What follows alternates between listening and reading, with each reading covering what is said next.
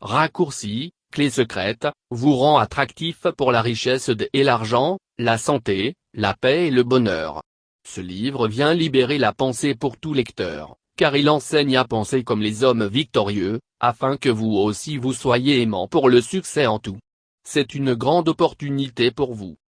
Surtout, sa particularité est d'obtenir des résultats dans les plus brefs délais pour toute personne qui veut atteindre une vie meilleure en quelques jours. Ce livre utilise des méthodes faciles à mettre en œuvre pour vous aider à y parvenir très rapidement. Avec le vif souhait de porter de l'aide pour trouver des solutions à la vie et pour réaliser le développement personnel et en très peu de temps. J'y utilise des techniques les plus secrètes découvertes et utilisées depuis longtemps par les hommes de succès.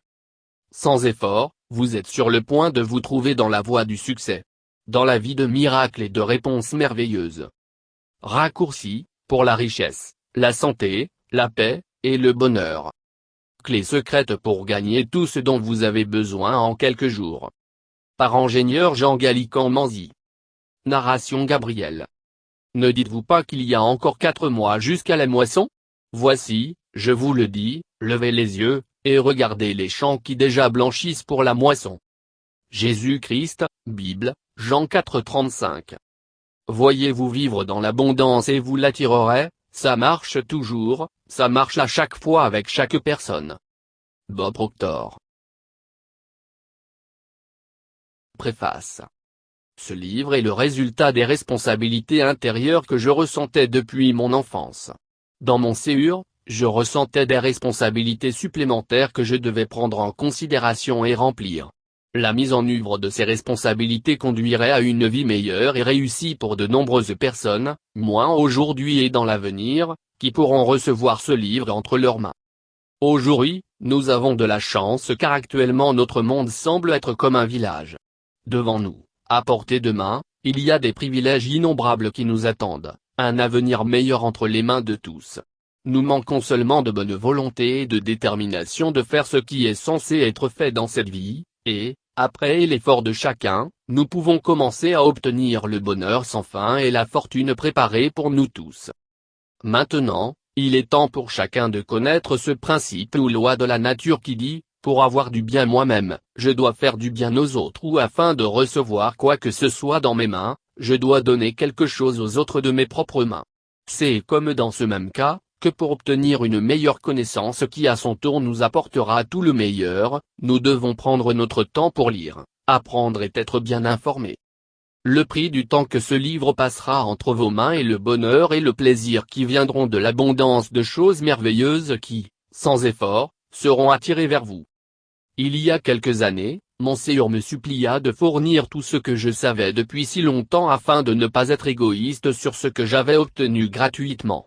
J'avais l'habitude de plaider, parce que les gens qui m'entourent apparemment n'aiment pas lire, jusqu'à ce que mon Seigneur m'ait assuré que vous êtes préparés et prêts à m'écouter pour vous parler en vous montrant une manière à jour, plus simple, plus courte, plus agréable même.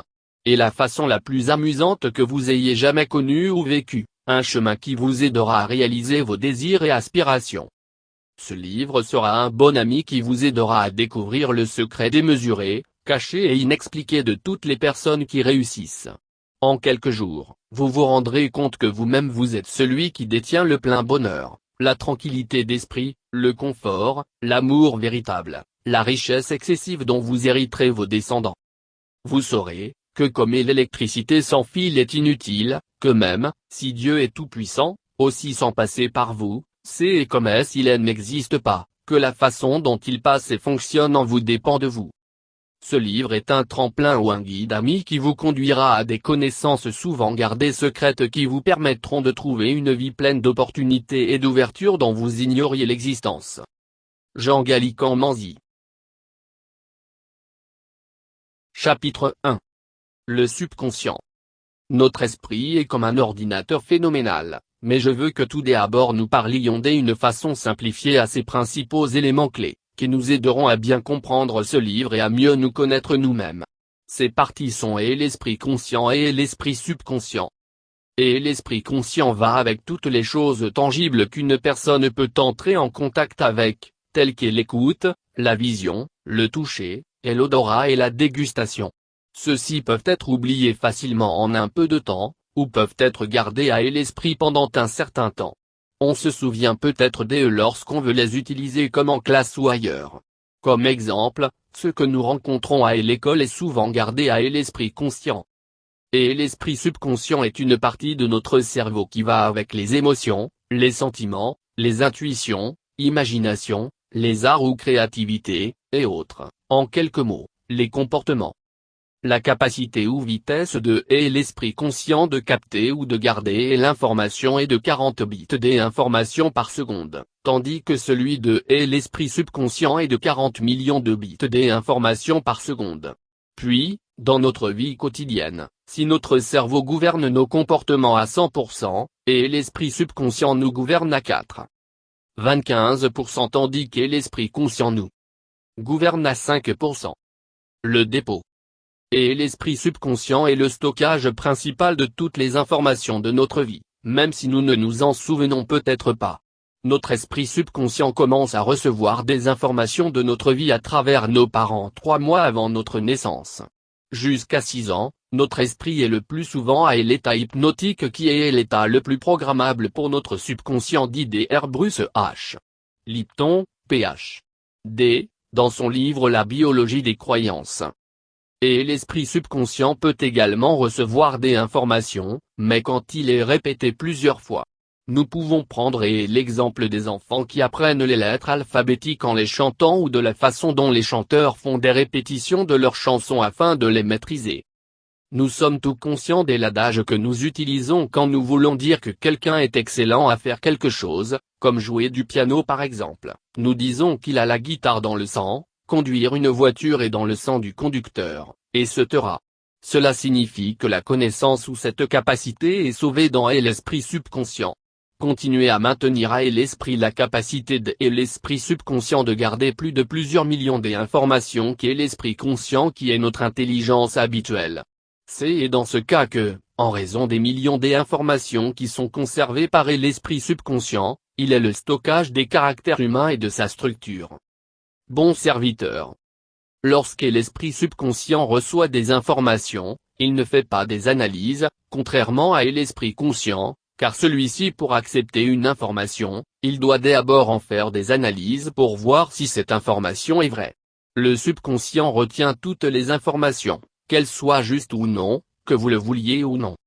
Prenons un exemple simple, si vous dites « je suis riche, j'y ai beaucoup d'argent ». Si ce n'est pas juste, et l'esprit conscient vous jugera mal.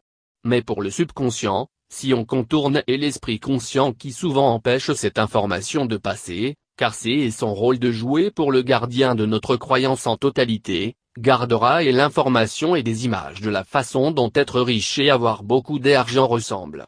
Il gardera toutes ces images, soit que vous portez de beaux vêtements comme les gens riches le font et aussi l'image de beaucoup d'argent comme si vous en avez en ce moment. Une fois que vous continuez à vous répéter cette phrase, sans autre pensée loin de ce que vous dites ou pensez, probablement dans les 21 jours, si votre esprit est docile à garde des informations rapidement, ou dans 3 mois, si votre esprit est rétif, vous pouvez vraiment vous retrouver dans la ligne d'obtenir de l'argent et d'être riche. En général, la façon dont l'information entre dans notre esprit crée quelque chose comme des canaux comme les réseaux, de manière à ce qu'il n'y ait pas de réseau qui interfère avec un autre réseau. Si vous avez reçu une fois des informations et que votre esprit l'a gardé comme un canal parmi le réseau de canaux.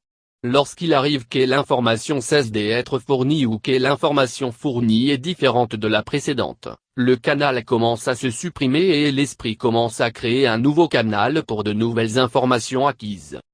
Les personnes d'esprit positif qui utilisent souvent des mots positifs ou qui mènent généralement une vie positive pour eux-mêmes ou vis-à-vis de leurs compagnons, se trouvent finalement aimés par presque tout le monde et vivent harmonieusement parce que leur vie quotidienne reflète les informations reçues antérieurement par leur esprit subconscient. Contrairement les personnes négatives d'esprit qui sont toujours susceptibles d'utiliser des mots abusifs pour eux-mêmes ou à leurs compagnons, elles se trouvent finalement détestées par un grand nombre de personnes et vivent lamentablement car comme dans le cas précédent leur vie dépend de l'état du mémoire de leur esprit subconscient. Comme le dit le livre Masték et Système de Charles F. Annel, deux personnes, à savoir Merson et Carlyle avaient eu le même but, car Merson aimait le bien tandis que Carlyle haïssait le mal. Ceci était le même objectif en fait.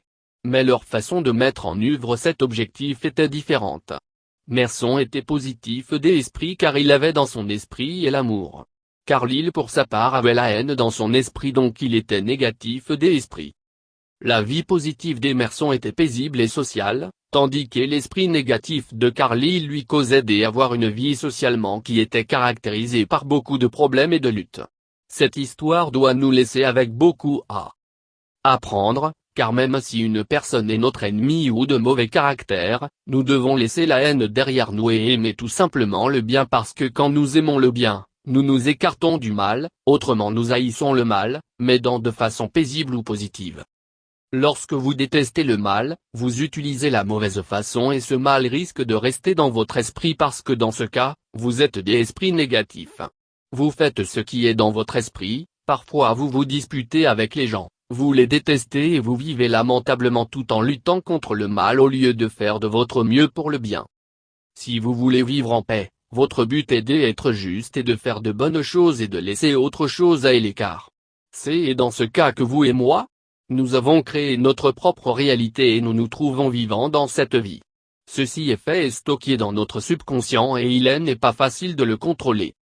Le but de ce livre est de vous aider à savoir comment vous pouvez collaborer étroitement avec votre subconscient, qui croit facilement et possesseur d'un énorme pouvoir dans le contrôle de votre vie, en contournant l'esprit conscient, qui croit peu ou même pas et qui dans votre vie quotidienne possède peu d'influence ou de pouvoir pour tout ce qui vous arrive. Même si c'est lui qui possède l'intention. Afin de faire passer vers le subconscient les informations dont vous avez besoin et dont vous êtes sûr de leurs conséquences pour être bon pour votre bien-être. Avez-vous déjà entendu ou utilisé l'adage « quand nous croyons, nous créons » ? Cette croyance est maintenue dans l'esprit subconscient. Dieu fait des miracles au-delà des attentes et il applique le principe de croire, c'est-à-dire le principe de l'utilisation de l'information concernant le sujet en question stocké dans l'esprit subconscient. Tout comme la Bible dit, l'Éternel regarde au Séhur. Votre subconscient est un serviteur obéissant, car il vous crée la croyance, la compréhension ou la vie, se basant sur l'information que vous fournissez à travers l'esprit conscient, que vous êtes sérieux ou même que vous plaisantiez, et finalement ça devient comme si c'est la volonté de Dieu, puisque Dieu considère votre foi. Dieu est amour, omniscient, omniprésent et omnipotent et il peut tout pour vous, mais sa force traversant toute chose ne peut pas aller en dehors de ce que vous avez au-dedans de vous comme croyance. Bien que nous ayons suffisamment le temps d'en parler dans ce livre, c'est de cette manière que votre vie aujourd'hui a été créée et c'est la même façon que vous pouvez utiliser pour faire de votre vie remplie de choses éclatantes. Le gardien. C'est votre subconscient qui garde toutes les informations liées au fonctionnement de tous vos organes du corps. Il régit la fonction de nos organes, que nous sommes éveillés, dormis ou occupés. Cet esprit subconscient contrôle votre rythme cardiaque que vous soyez ensommeillé, la circulation sanguine continue, les poumons continuent leur travail pour vous aider à respirer, et l'estomac pour la digestion, vous et votre esprit conscient étant occupés dans d'autres activités. Toutes les informations liées à la fonction du corps et la structure de votre comportement telles que les émotions sont gérées par le subconscient, je peux le comparer comme un logiciel informatique. Tout ce qu'est l'esprit subconscient fait, il le fait de son mieux pour le faire fonctionner de la manière qui se rapporte aux informations reçues à travers les pensées, des mots, la façon dont vous agissez soit dans votre passé ou à travers vos parents, car il commence à enregistrer ces informations même avant la naissance. La source.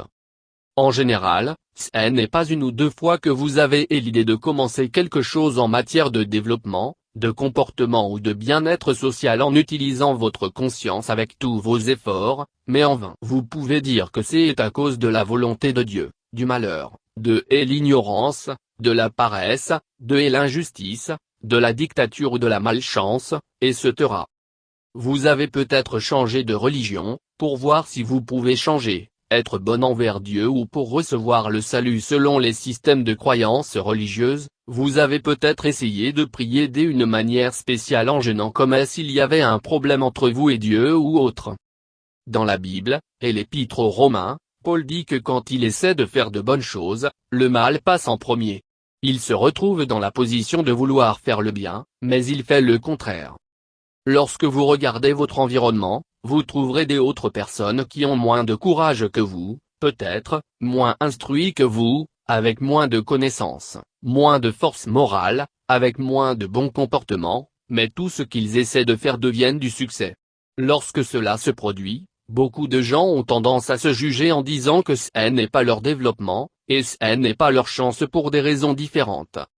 Ils pensent que c'est la volonté de Dieu qui les maintient dans de telles situations ou des autres causes qui les font perdre tout espoir et vivre dans le désespoir et pensent finalement que de telles situations ne peuvent pas changer.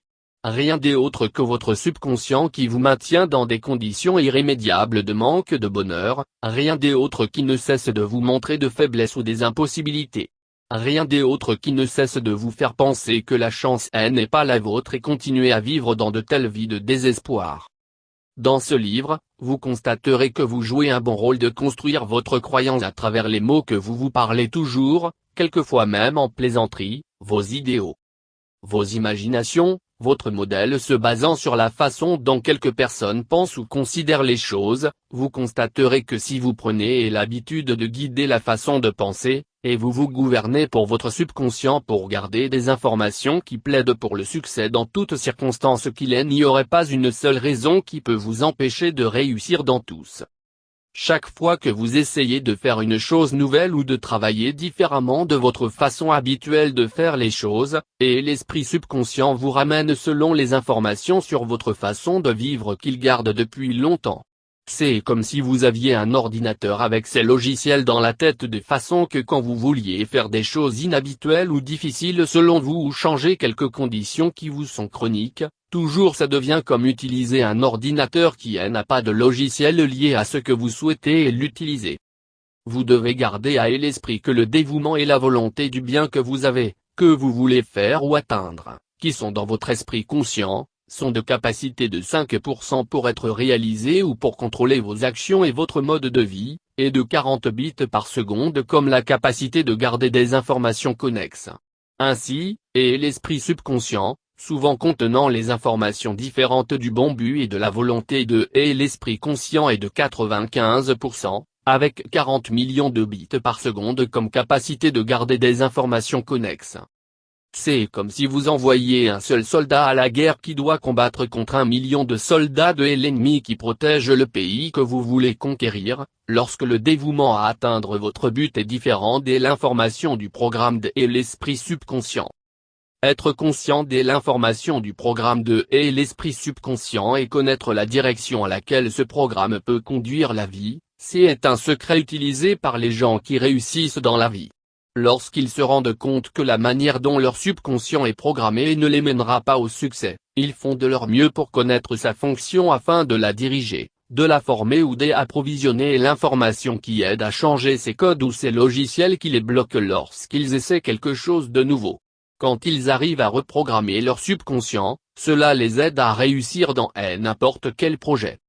Et l'étude de ce livre vous permettra de vous élever plus haut. Vous verrez des façons très simples de reprogrammation du subconscient afin que vous commenciez à attirer vers vous tous les moyens nécessaires qui vous mèneront vers le succès dans tous les projets de votre choix.